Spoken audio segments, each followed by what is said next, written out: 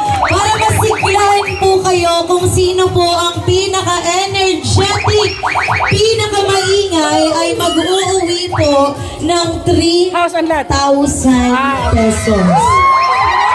Ayan, lumalabas kung sino yung mga walang pambayad ng bills. Kaya palakasan lang po tayo ng palakpakan at hiyawan. So we have the Team A and Team B. So kayo po yung Team A at sila po yung Team B. Okay. Okay? Hindi ko po kayo ini-scam, 3,000 to. Okay?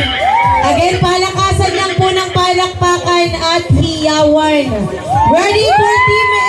Parinig po ng malakas na palakpakan na may kasamang hiyawan!